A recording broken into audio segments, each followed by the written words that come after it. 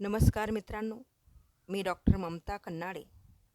आज आपण गृहीत कृत्य ही संकल्पना समजावून घेणार आहोत.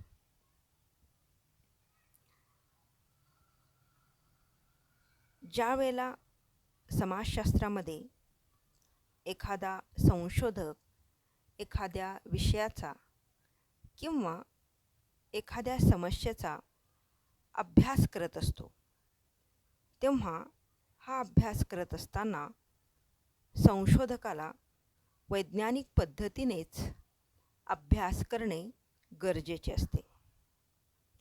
त्यासाठी त्याला त्या विषयाचे थोडे तरी पूर्वज्ञान असणे आवश्यक आहे. त्याचबरोबर त्याला त्या विषयाच्या संदर्भात थोडे अनुभव असणेसुद्धा आवश्यक आहे. मग तो या ज्ञानाच्या आणि अनुभवाच्या आधारे आपल्या संशोधन विषयासंबंधी कोणते तरी सामान्य अनुमान निश्चित करतो. हे अनुमान त्याला त्याच्या संशोधन कार्यासाठी मार्गदर्शक ठरत असतात. संशोधन विषयासंबंधी असणाऱ्या पूर्वज्ञानाच्या आधारे तसेच त्याने त्या विषयाच्या विविध पैलूंच्या केलेल्या अभ्यासाच्या आधारे संशोधक आपल्या संशोधन समस्येच्या निराकरणाची संभाव्य उत्तरे शोधतो आणि त्याच्या आधारे तो सिद्धांताची मांडणी करीत असतो. या संभाव्य उत्तरांना किंवा अनुमानांनाच गृहीत कृत्य असे म्हणतात. आता उदाहरणार्थ पहा, मालक आणि कामगार यांच्यात संघर्ष का निर्माण होतो? बेरोजगारीचे प्रमाण दिवसेंदिवस का वाढत आहे? यासारख्या अनेक समस्यांची उत्तरे शोधून काढण्यासाठी संशोधकाला संबंधित विषयाचा सखोल अभ्यास करून निष्कर्ष काढावे लागतात. गृहीत कृत्यामुळे संशोधक आपले लक्ष विविक्षित आणि आवश्यक तथ्यावर केंद्रित करत असतो. गृहीत कृत्यामुळं संशोधनाची दिशा निश्चित होत असते. जसे मालक आणि कामगार यांच्यातील औद्योगिक संघर्षाची कारणमीमांसा हा संशोधनाचा विषय असेल, तर मालकांकडून कामगारांचे शोषण का होते हे प्रस्तुत संशोधकाचे गृहीत कृत्य राहील आणि मग संशोधक या गृहीत कृत्याच्या आधारावर किंवा या गृहीत कृत्याचा आधार घेऊन पुढे तो त्या दिशेने अभ्यास सुरू करेल. संशोधकाने आपल्या संशोधन विषयासंबंधी केलेल्या तत्कालिक पूर्वानुमानाला गृहीत कृत्य किंवा उपकल्पना असे म्हणतात. परंतु गृहीत कृत्याची निर्मिती हे संशोधकाचे अंतिम लक्ष्य नाही, कारण गृहीत कृत्य सिद्ध करण्यासाठी संशोधन केले जात नाही, तर सत्य शोधून काढणे हे संशोधनाचे अंतिम उद्दिष्ट असते. सत्य हे वास्तविक तथ्यांच्या आधारे समजू शकते. गृहीत कृत्याच्या आधारावर तथ्य समजू शकत नाही. गृहीत कृत्य सत्य ठरते की असत्य ठरते हा संशोधकाचा प्रतिष्ठेचा मुद्दा नसून संशोधक विषयासंबंधी सत्य शोधून काढणे आणि सर्वसामान्य सिद्धांताचे प्रतिपादन करणे हा संशोधन कार्याचा उद्देश आहे. म्हणजे असे म्हणता येईल की वास्तविक पुराव्याच्या आधारे गृहीत कृत्य खरे आहे की खोटे आहे हे ठरविणे म्हणजेच वैज्ञानिक संशोधन होय. केवळ गृहीत कृत्य निर्माण करणे म्हणजे संशोधन नव्हे. गृहीत कृत्याच्या वेगवेगळ्या विचारवंतांनी वेगवेगळ्या व्याख्या केलेल्या आहेत. त्यातील काही व्याख्या आपण पाहूया. पी. व्ही. यंग यांच्या मते गृहीत कृत्य म्हणजे ज्याच्या आधारे संशोधन कार्य करता येते असा कार्यवाहक विचार होय. गुड आणि हॅट यांनी देखील व्याख्या केलेली आहे. यांच्या मते गृहीत कृत्य म्हणजे असे अनुमान आहे की जे सत्य निरीक्षणावर आधारलेले असून ज्यामुळे भावी संशोधन कार्याला चालना मिळते. गृहीत कृत्य म्हणजे असे अनुमान आहे की जे सत्य निरीक्षणावर आधारलेले असून ज्यामुळे भावी संशोधन कार्याला चालना मिळते. वेस्टरचा शब्दकोश यामध्ये देखील गृहीत कृत्याची व्याख्या केलेली आहे. यानुसार गृहीत कृत्य म्हणजे गृहीत धरलेले विधान, तत्व अथवा अट होय. गृहीत कृत्यांची उगमस्थाने किंवा उगम, सोर्स ऑफ हायपोथेसिस. सामाजिक संशोधनातील एक आवश्यक पायरी म्हणजे गृहीत कृत्य निर्मिती आहे. मग या गृहीत कृत्याची उगमस्थाने कोणकोणती आहेत? म्हणजेच संशोधकाला ती कशी सुचतात याबद्दल माहिती प्राप्त करून घेणे आवश्यक आहे. काही विचारवंतांच्या मते गृहीत कृत्यांची वैयक्तिक आणि बाह्य अशी दोन उगमस्थाने आहेत. गृहीत कृत्यांची ही दोन उगमस्थाने आपल्याला खालील प्रकारे पाहता येते. पहिलं उगमस्थान आहे व्यक्तिगत उगमस्थान.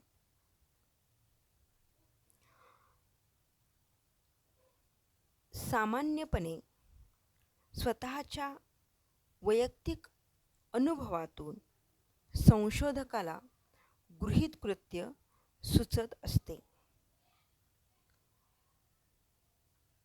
फळ झाडावरून जमिनीवर पडणे या अनुभवाच्या आधारावर न्यूटनने गृहीत कृत्य निश्चित करून गुरुत्वाकर्षणाचा शोध लावला. आर्किमिडीजने सुद्धा आपल्या अनुभवाच्या आधारे गृहीत कृत्य निश्चित करून भौतिकशास्त्रातील सिद्धांत प्रतिपादन केलेले आहेत.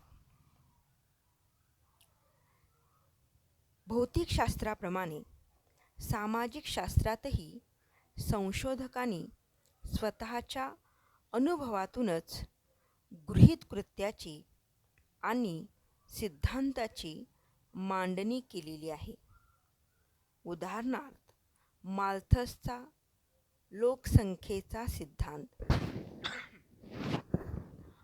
मॉन्टेस्क्यूचा सत्ता विभाजनाचा सिद्धांत, पॅरेटोचा सामाजिक कल्याणाचा सिद्धांत, मास्लोचा गरजांच्या पातळ्यांचा सिद्धांत, डॉक्टर सुधीर बोधनकर यांचा अभिप्रेरणेचा सुवर्णमध्य सिद्धांत, डार्विनचा उत्क्रांतीचा सिद्धांत या सर्व सिद्धांताचा आधार संशोधकाचे वैयक्तिक अनुभव हेच आहे. गृहीत कृत्याचे उगमस्थाने म्हणून सादृश्य किंवा सारखेपणा हे आपल्याला सांगता येईल. सादृश्य किंवा सारखेपणा हे गृहीतकृत्य निर्मितीचे फार महत्त्वाचे उगमस्थान आहे. दोन विषय, दोन घटना किंवा दोन व्यवहार यामध्ये असणारी साम्यस्थळे कोणती आहेत? त्यात साम्य किती प्रमाणात आहे? हे जिज्ञासू वृत्तीने पाहण्याची कल्पना गृहीतकृत्याचा आधार किंवा उगमस्थान ठरू शकते. उदाहरणार्थ, पृथ्वी आणि मंगळ हे सूर्यमालिकेतील ग्रह आहेत. मग पृथ्वीवर मनुष्यवस्ती आहे, त्याप्रमाणे मंगळावरही मनुष्यवस्ती असली पाहिजे. अशा पद्धतीने साम्यानुमान निर्माण होऊ शकतो. अशा प्रकारच्या अभ्यासातून संशोधक समस्येचे गहन विश्लेषण करता येते आणि सत्य शोधून काढता येते. काही विशिष्ट प्रकारच्या परिस्थितीचा वनस्पतीवर विवक्षित परिणाम होतो. यावरून त्याच परिस्थितीचा माणसावर सुद्धा तसाच विवक्षित परिणाम होतो काय, याचा अभ्यास करण्यासाठी गृहीतकृत्याची मांडणी केली जाऊ शकते. आज आपण पाहतोय, कोविड-19मुळे भारतच नव्हे तर पूर्ण जग हे त्या आपत्तीमुळे बेजार झालेलं आहे आणि पूर्ण जगामध्ये आज या कोविड-19च्या विरोधी लस निर्मितीचे कार्य चालू आहे. जेव्हा आपण समाचारमध्ये ऐकतो, पेपरमध्ये वाचतो, तेव्हा असं लक्षात येतं की ज्या वेळेला संशोधक लस निर्माण करतात, ती पहिल्या टप्प्यावर असते, तेव्हा ही लस लगेचच मानवास दिली जात नाही.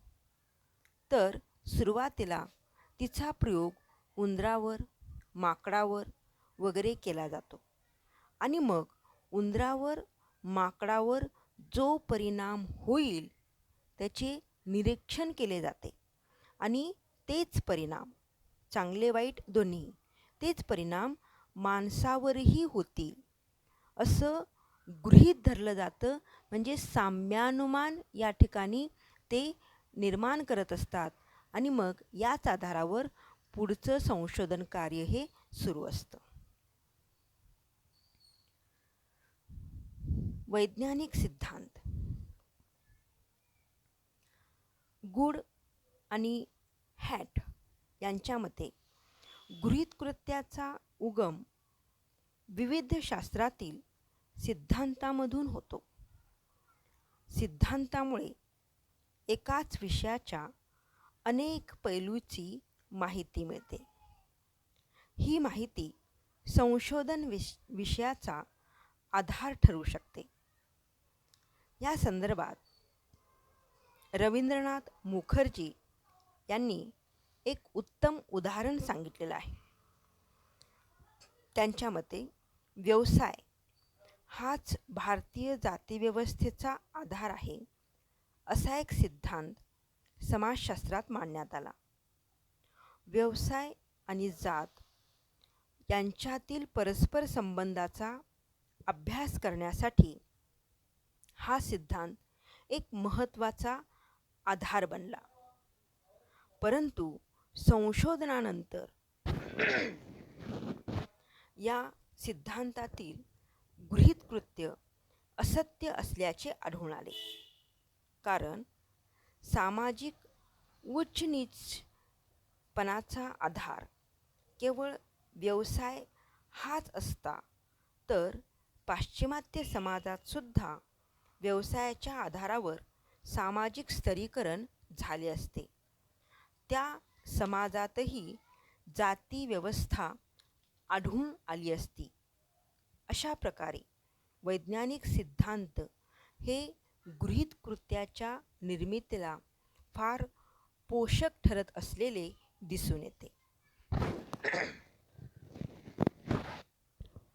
संशोधनाचे निष्कर्ष. वैज्ञानिक सिद्धांताप्रमाणेच संशोधनाच्या निष्कर्षामधूनही गृहीत कृत्याची निर्मिती होत असते. कोणत्याही शास्त्रात विशिष्ट क्षेत्रात झालेल्या संशोधन अध्ययनातील निष्कर्षावरून गृहीत कृत्याची मांडणी करता येते. सामाजिक शास्त्रातील अनेक संशोधने त्यापूर्वीच्या संशोधनामधूनच विकसित झाली आहेत.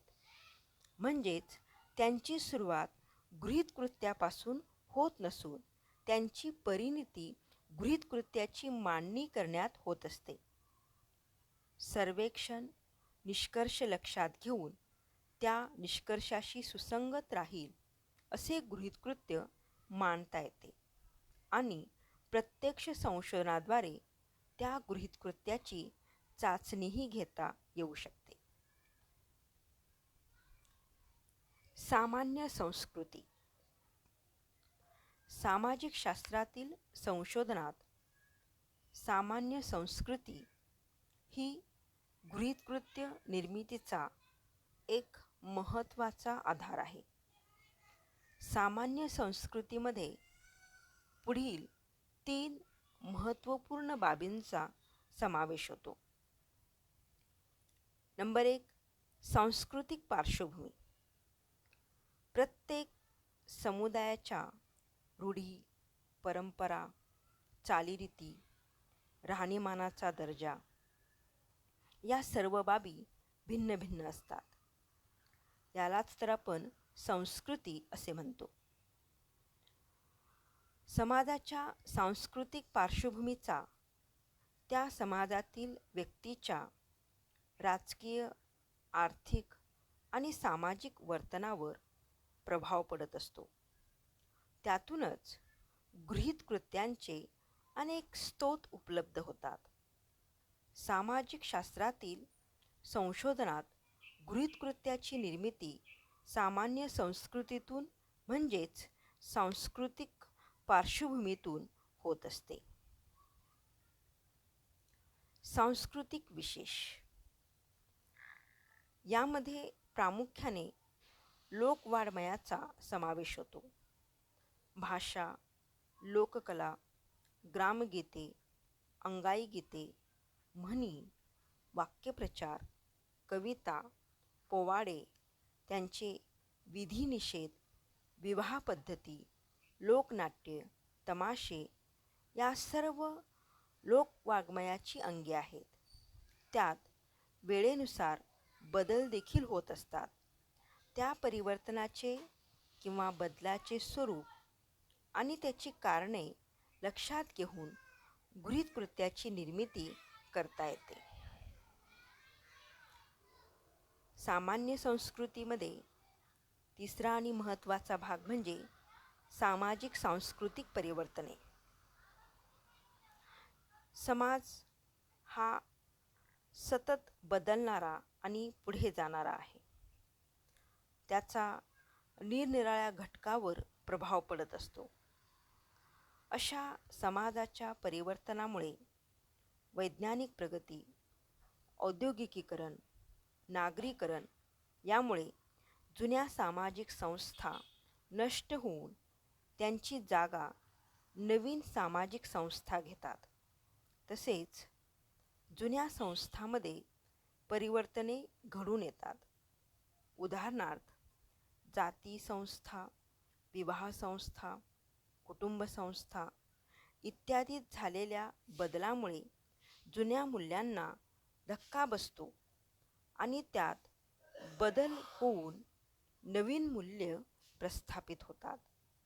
मूल्यांमधील हे बदल गृहीतकृत्य निर्मितीचा आधार होऊ शकतो.